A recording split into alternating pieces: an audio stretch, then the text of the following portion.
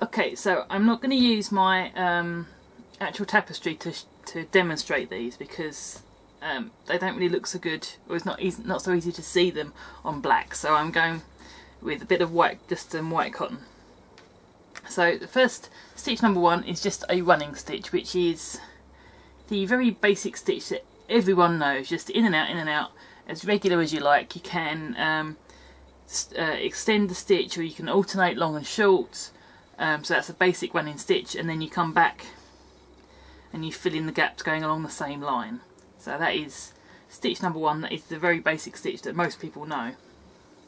Well, I would say everyone knows actually, but anyway. So stitch number 2 is a back stitch, which ends up looking pretty much the same, but it adds a little bit more density to the stitching. So for all of these, I'm starting with some embroidery floss with just a knot on the end. That is kind of the standard start for most of these things anyway. So for a back stitch, you don't come up at the beginning, you come up about a stitch away from the start line. So like that. And then you bring your needle in behind, you go back, hence back stitch. And then you come up beyond your line. Okay, that's quite clear. Come through, and then again you come back to this point, and then come forward. So you're going kind of one stitch behind and then one stitch in front. So that's essentially a running stitch and return, just in one stage.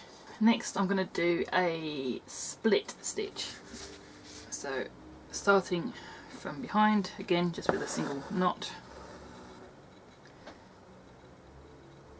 Make your first stitch, and then as you come up you're going through around about the middle of that stitch, and you're splitting the thread. Now this is ideal for embroidery where you've got a nice thick embroidery floss and you can actually see the effect it makes. So it gives you a slightly raised pattern as you go down. So widens the thread so it feels slightly more. So you just come up behind and you go through the thread. So unlike your back stitch or your running stitch where you're trying to avoid splitting the thread you've got, with a split stitch that's kind of what it says on the tin. Number 4 is a stem stitch, which is traditionally used for embroidery of flowers, hence the name. So start from the back again.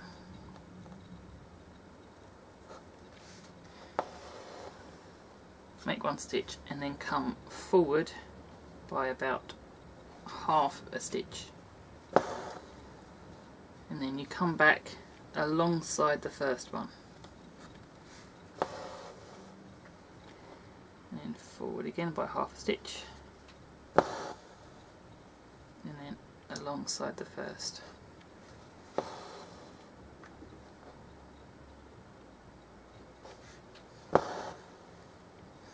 This is more like the back stitch than previous, but you're obviously not following the line, you're not going back into the same holes. So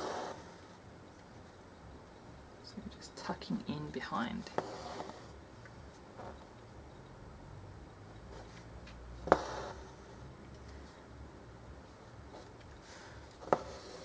Something like that.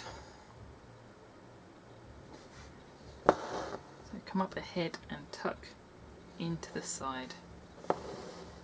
You can alternate which side you go onto, or just do the one side, and it creates kind of a twisted braid appearance.